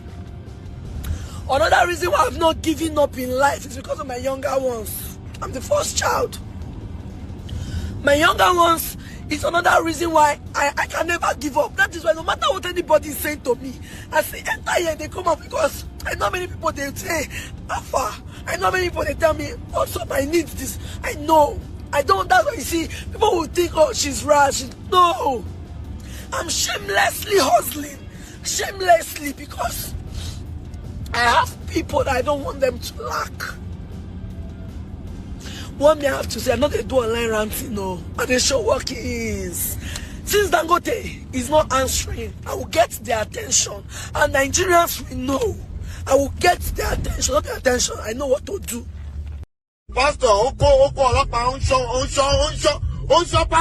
Our mojo still sticker ló show wa. Àṣé kò rí pé orí wa ti burú. Ìwọ má dira o, ìpápá ẹ̀dá lórin. Jẹ́ ká máa Bible tó ń jẹ. Kò jẹ́ gbèsè àgbẹ̀tọ̀ àbí kò gbẹ́rì tí kò gbé tí a fẹ́ jókòó jẹ̀rà. Gbẹ́rì tí bá yọ píù. àwòyí àárín ọmọ yín pé wà nínú báìbù pé ìgbà tó fẹ́ mú Jésù kọjá ní àárín òun ògèrí Jésù kí ni Jésù lò àfẹ́ rí lólo ìwọ má dira ayé bàjẹ́. Sorry, final. Number one, in every part of sane world, if you eat anybody like you don't do eat and run. If you hit anybody with your car, or you hit another car with your car, you have to stay there until the police arrive. For a situation whereby a company driver and truck crushed someone, and then they left at the scene, itself is a custodian crime sentencing. That person will do jail in a sane working country, of course, not in that place. You know? So they say, Nigeria no happen to us. Nigeria no happen to us. This is what it means. And I hope she probably find justice for her sister. Every day, Nigeria claims her own victim. Every day, turn by turn, Nigeria Limited, you know? Including this guy that bought a stolen car since 2023 or something. Bright, SP Bright Edafe. Tell us more, please. I am SP Edafe Bright, and this is Delta State Police Command. We are presently at B Division, Asaba, here in Delta State. And we've always been saying it that in Delta State, if you go into crime, we must definitely get you, whether you commit outside Delta or in Delta. Provided you are in Delta State, we must get you. In the past, we've recovered a lot of vehicles, even the one that were stolen even from the car dealer's shop. Just yesterday, operative of B Division Asaba, while on patrol, gathered an information that a certain young man wanted to sell a Mercedes-Benz GLK, and there was suspicion around the circumstances surrounding that car. Hence, the guy was traced, arrested, and the vehicle was recovered. And in the smartness of the investigating police officers, the chassis number of this vehicle was sent to licensing office to check if indeed it's a genuine vehicle. Lo and behold, just like you can see here, it's already registered with an Anambra State number, and it was discovered that in the year 2023, this vehicle had earlier been registered. Hence, the first person who registered the vehicle was contacted, where he stated that this vehicle he bought in the year 2023, the day he registered it, that was the day he was attacked, shot 3 times, and the vehicle was snatched from him. Hence, we have this young man in custody. And I was asking him a while ago, how did you get this vehicle? When you were registering the vehicle, did they check if it has previously been registered? And this also is also a question to licensing office. How do you re-register a vehicle that has been registered before without asking questions? There are phone numbers that ought to have been contacted to be sure if the person in possession of the vehicle did not steal it. Young man, what is your name? My name is Chinedu. You are from where? From Anambra. From Anambra? Yeah. This motor, how you take buy am? I bought it from Pino Autos. Pino Autos, where you Yes. must see the advert of the motor. We exchanged contact on New Pass, one day on New Pass, and sometimes I always view his status. So he composed this one? Yes, on a very good day, he posed this one, like something like Dialect Belge or something like that. It's okay, it's okay. So how much you buy am? I bought it for 10 million. How did you pay the money? I sent 5 million through bank transfer. I'm still with the bank account, and I sent the remaining balance through USDT. Through USDT? Yes. Okay, when did they sell this motor for you? Now he drive the motor, come give you by himself, or be same person bring her come? No, he told me that he told me that he have car stand at Lagos, that there are many drivers there, that the motor always come from. Answer my question, you dey tell me story. How did the vehicle get to you? Okay. Innocent driver. Innocent driver. To bring am to you. Yes, sir. And now you are talking. He told you it's a direct venture. Yes. When you were buying it, was there any document that he handed to you? Say, see the document of this motor. No. Only thing I saw that I was one document, but it's not like document. Like what they wrote is all about Benz, Mercedes Benz. That is not a purchase. Okay, now the custom duty of this vehicle, where is it? He doesn't give it to me. So how you even take registering for licensing office without the custom of paper of this vehicle? But immediately the motor landed with me, with help of my mom, and my mom will go to license office and register it. Any information that I requested, I think we provided it. They didn't ask us any. It's okay. So now that you have been told that the owner of this vehicle was shot 3 times and the vehicle taken away from him, what is your regret so far? How do you feel? Do you have any regret? If somebody posts motor online now and ask you to buy without necessary document to prove ownership, you go still buy them? I will never try it. You will never try it? What is your advice to people when they say they like to buy at least sharp? What's your advice to them? For me, if you want to buy anything here, like make proper investigation about it. Try to be sure and contact the real owner. Not just buy from people you just meet. This is beyond cars. It also counts when it comes to even phones and other items. It's beyond cars. Because, for instance, if this young man who owns this car, what if he's dead by now? And this man is telling us story that they met the owner of the car in one market and the motor was saw it online and somebody sent it. I'm very sure if we say take us to the dealer now, he may not be able to take us to the dealer. If you want to buy a car, go to a stand and buy your car. Ensure that there are. Thank you, Bright. Theo Bright. You know, let's go to something else. A video surfaced online as usual yesterday, and it is that of the Koza Pastor Koza Fatoyibo. He was talking about anointing, grace, and utilizing that like people in this day and time are doing. So he now took a dig at Apostle Ayobabalola of CAC. Probably was just reading about him. And he was so marveled, according to him, you know, reading about how powerful the ministerial, the, you know, God of power of God and whatever it is that he believed that Apostle Ayobabalola, the founder of a CAC, Christ Apostolic Church. So he went on to sort of like degrade the man. He said that man died. He just died and he carried all the grace. Now that is becoming a controversy now, where CAC they have responded. That video. I dedicated 2 jets just at the airport. One of the jet that brought me is the first time he will fly. I dedicated it. So I know what I'm saying. Are you following what I'm saying? I try not to say because I don't want to harass you, but you need to listen to me. I was studying recently about what Pastor Apostle Ayobabalola did.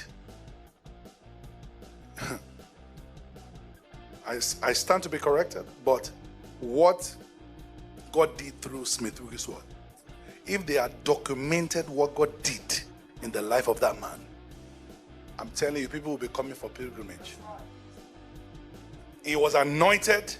Oh, I described to our church members some of the things I heard. So anointed.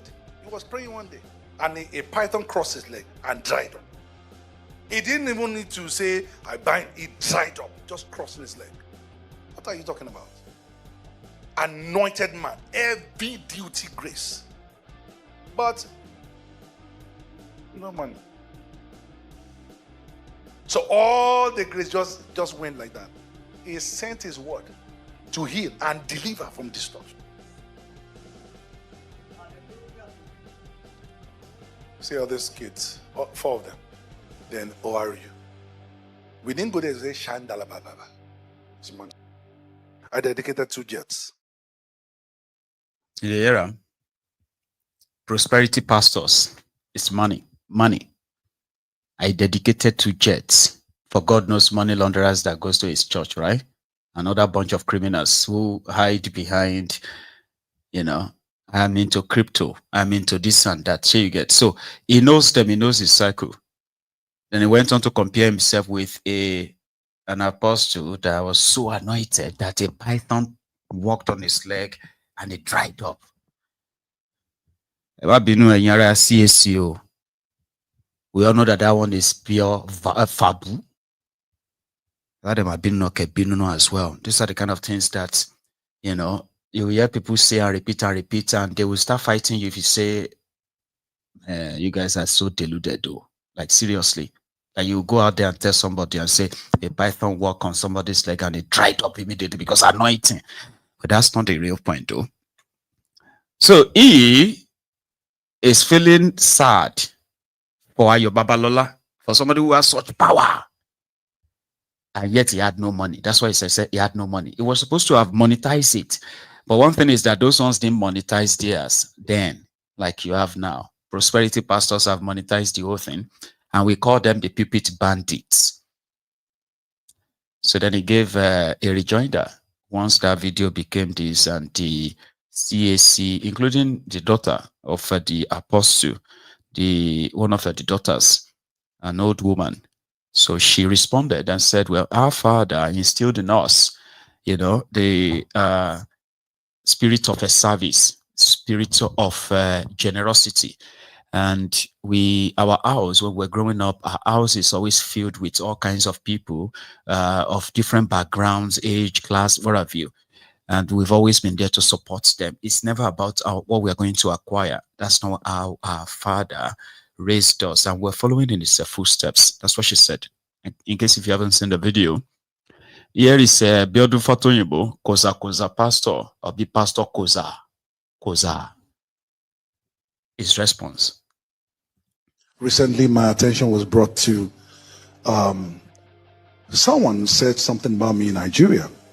I went somewhere to preach, and I was talking to young ministers, and I told them to focus on their focus. Particularly, they need finance to actually fructify their vision. And someone misquoted what I said and took my message from one place and to the other, and said I I was talking about the veteran of faith. If there's something people know about me, is that I honor people a lot. I bend over backwards to honor, particularly men of God. If you look at what I'm talking about right now, I normally don't respond to things, but because they're talking about the veteran of faith, that is why I have to, talk about it. So I was talking to young men how that they need to focus, and they would do more if they make more money, if they had more money to express their ministry. And someone took that thing out of context and began to talk how that, normally I don't answer such things. You must know what you answer, because you need to focus on your focus. That denomination in Nigeria, when I was a teenager, I attended the denomination. I went there for prayers. How can I talk down on that kind of pastor, the founder of that kind of ministry? It's because there are distractions everywhere. When you are on the gallery, when you're on the track running, and you're running a relay race, and the person that passed the baton to you give your adversaries or your competition a long gap. You don't keep looking back. If someone says on the gallery, hey, you got pregnant when you were 18, that can slow you down. Keep running. That's why the Bible says, looking unto Jesus, the author and the finisher of your race. He started the race. He passed the baton to you. He ran ahead of you to receive the baton. All you need to do is just to be focused for the 100 meters dash to give him back the baton. He's the author and the finisher of your faith. Now do to far. Ma okuta to wa nbe ma yoku nbe. Ma sabi gbata ba nsa ewa. Now do to far. Ma okuta to wa nbe ma yoku nbe. Ma sabi gbata ba nsa ewa. Now. Thank you, Jerry. Aba, Esheo. That's how they talk to their, to their listeners who believes that they are their spiritual father or their spiritual fathers. Good luck with that. I just eavesdrop on that. I was like, oh, that's interesting. Just like this one too. Where the man yo?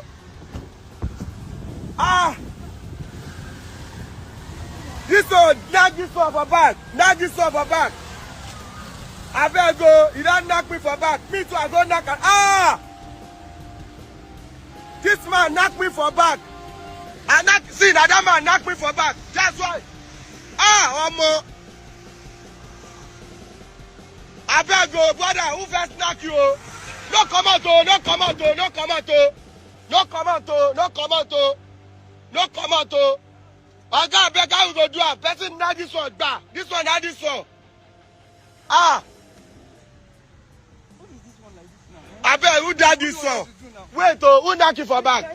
You knock this one for back, bah, inside traffic. And this one knock this one, he knock me. I go and knock another Range Rover. I bet go, I will go sort am, I bet go.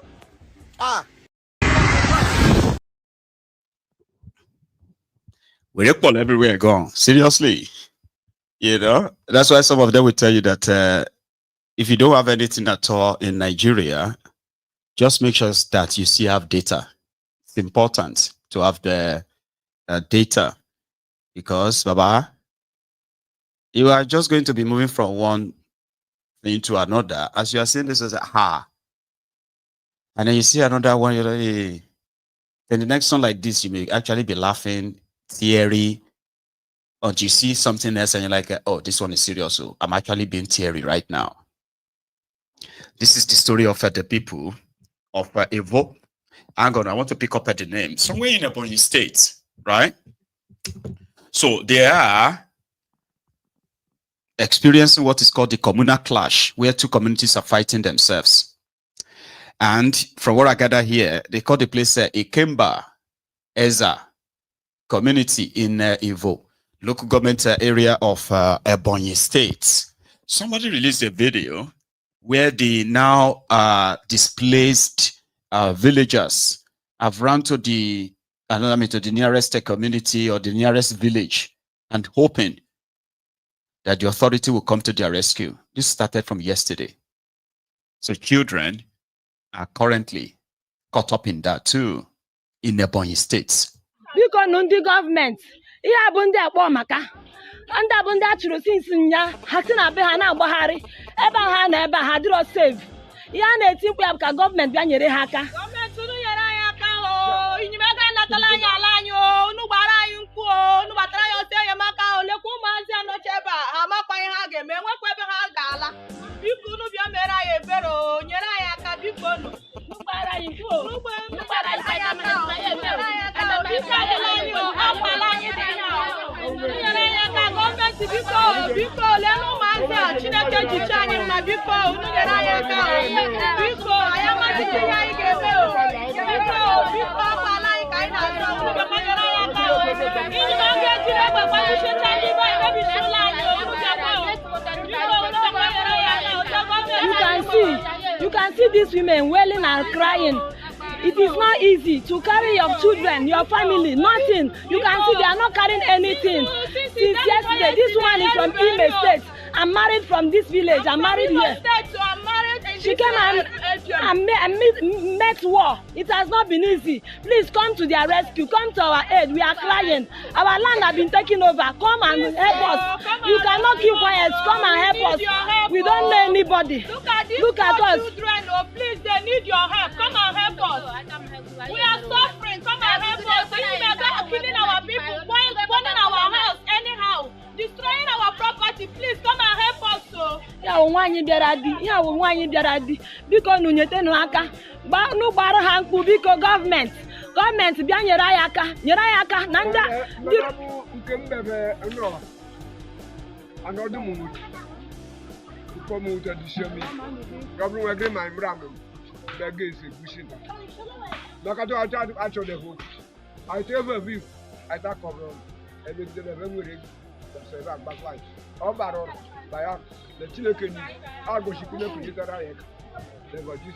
And I want to tell you, if it is a crime for a person to come from another state to marry from in a boy state and be suffering this, I don't like you to please come and help me. I'm from Imo State. I have suffered a lot. 218. This is how we got to 218. Because Nundi government. Yeah. And there's something you also need to remember. Every time I share these videos with you, these are the ones that made it to the internet. Hundreds of instances like this, of incidents like this, where people have been so displaced, attacked, that they don't even make it to the internet. Sometimes you are going to hear it as a flash news. No much details, hidden somewhere, never an headline.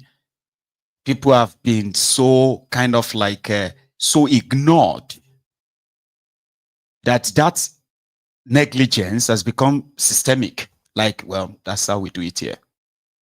Sort of. Because every time we point out all these things, they are obviously man-made problems. And expectedly should be a man-made solution. Right? And that is just by applying justice on the matter. So those who are wrong get punished.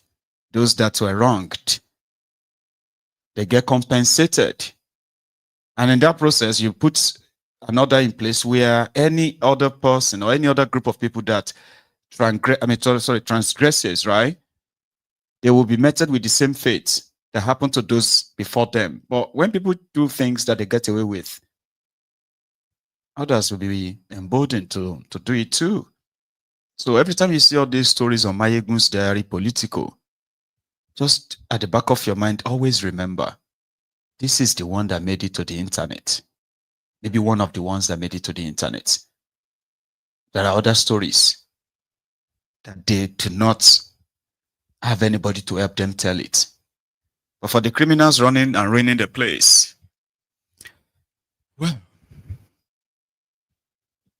it's just going to be a matter of time. The moment the people identify who their real enemies are and stop calling on their enemies to come and save them, actually prepare to save themselves and go after their real enemies. The rogues that never made the people the centerpiece of whatever they are planning to do. Because if the people have been part and parcel of their plot or plan, the people will be much, much like more protected than what you are seeing right now. Unfortunately. Anyway, I've had bit of a nice conversation, and I want to say thank you to every one of us that turned up here today, as usual. I am going to see you another time, and remember, liking and sharing the broadcast actually helps to combat this algorithm pandemic. And to those of you who actually do it before you were told, thank you. Enjoy the rest. Enjoy the rest of your evening or afternoon. I'm going to see you tomorrow. Until then, Kunasha, stay safe. Good night.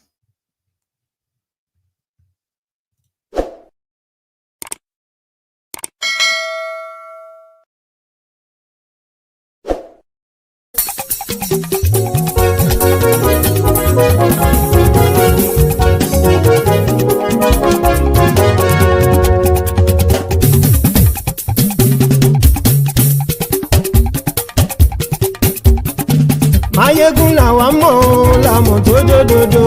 Mayegun dayari Mayebi number one. Mayegun làwa mọ̀ làmọ̀ tó dòdòdò. Mayegun dayari Mayebi number one. Mayegun ti dé o ọ̀rẹ́ ara ìlú. Mayegun dayari Mayebi number one. Lórí Facebook, lórí YouTube. Mayegun dayari Mayebi number one. Gbogbo bó ṣe ń lọ ni Mayegun já wa sí. Mayegun dayari Mayebi number one. Àṣírí ọ̀jẹ̀lú kì í bò níbẹ̀ o. Mayegun dayari Mayebi number one. Bó bá ṣe eré àní Mayegun máa wí. Mayegun dayari Mayebi number one. Ó sì tún ṣe eré wàá gbọ́ níbẹ̀ o. Mayegun dayari.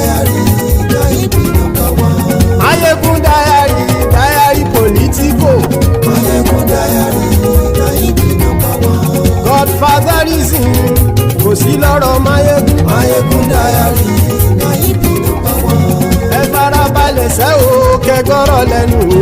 Mayegun Dayare na you be number one. Àní Mayegun làwa mọ̀ o làwa mọ̀ tó dódòdó. Mayegun Dayare na you be number one.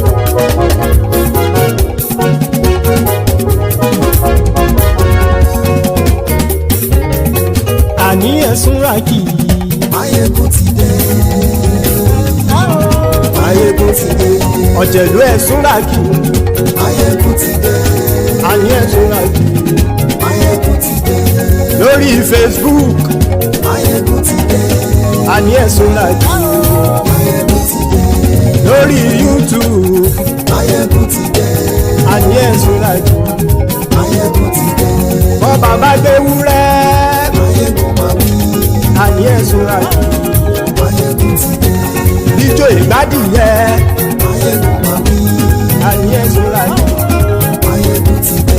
Bí pẹ̀sìdó bá rúfin o. Mayegun máa wí. Àní ẹ̀sùn ràkì. Mayegun ti dé. Bí gómìnà kówó jẹ. Mayegun máa wí. Àní ẹ̀sùn ràkì. Mayegun ti dé. Ọlọ́pàá tí ń darí bá. Mayegun máa wí. Àní ẹ̀sùn ràkì. Mayegun ti dé. Aṣòfin tí ń rúfin o. Mayegun máa wí. Àní ẹ̀sùn ràkì. Mayegun ti dé. Òpùrọ́ olóṣèlú. Mayegun máa wí. Àní ẹ̀sùn ràkì. Mayegun ti dé. Ọ̀jẹ̀lú ẹ̀sùn ràkì. Mayegun ti dé. Àní ẹ̀sùn ràkì. Mayegun ti dé.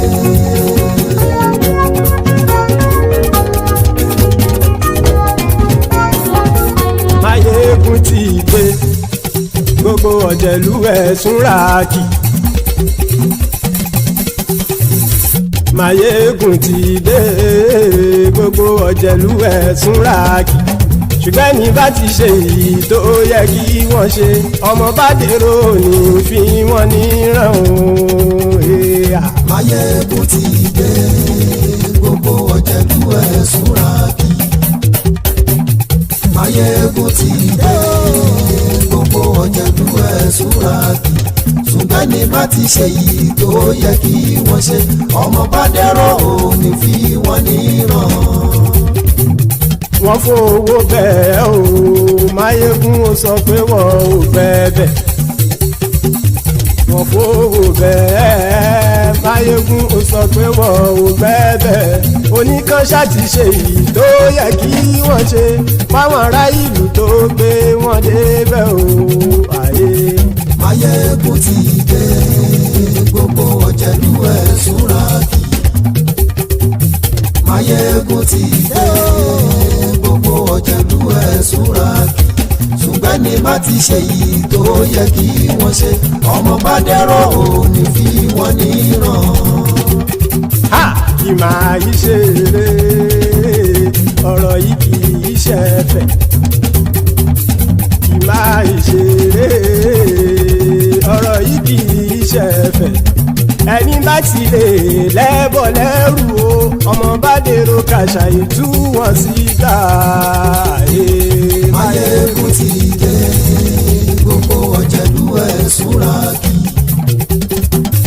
Mayegun ti dé. Gbogbo ọ̀jẹ̀lú ẹ̀sùn ràkì. Ṣùgbọ́n ní bá ti ṣe yìí tó yẹ kí wọ́n ṣe ọmọ bá dẹ́rọ̀ ò ní fi wọ́n níran. Tẹnitẹni ọmọ Mayegun ọ̀rẹ́ ara ìlú mọ̀mọ́ ni mo fọlọ́run ṣọ́ ẹ̀ bá kìlẹ́bù. Lóòótọ́ olódodo ìlú ọ̀tá ìlú mọ̀mọ́ ni ìwọ ṣá máa ń ṣọ́ra kò sì mọ́ bẹ̀rù. Bọ́tà lè rí bóníṣègùn lé káwọn mọ̀mọ́ fi ṣera wọn ni ó ti dẹrùn tí wọn ò gbọ́dọ̀ sì mọ́ bẹ̀. Èèpo ọ̀bọ lọmọ bá dérò tàjẹ́ ò gbọ́dọ̀ jẹ́ ó ti jọba lórí àbínú ẹni kò sì mọ́ bùyà. Àìsíwọ́lu ní ẹnìkẹ́ ìgbódì ẹyin lábàrá o ó kó ẹni tó bá dán wò á kàmù. Mayegun ti dé. Gbogbo ọ̀jẹ̀lú ẹ̀sùn ràkì. Mayegun ti dé. Gbogbo ọ̀jẹ̀lú ẹ̀sùn ràkì o. Ẹni bá ti ṣe yìí tó yẹ kí wọ́n ṣe ọmọ bá dèrò òní fi wọ́n níran o. Mayegun ti dé. Gbogbo ọ̀jẹ̀lú ẹ̀sùn ràkì. Mayegun ti dé. Gbogbo ọ̀jẹ̀lú ẹ̀sùn ràkì. ṣùgbọ́n ní bá ti ṣe yìí tó yẹ kí wọ́n ṣe ọmọ bá dẹ́rọ̀ ò ní fi wọ́n níran.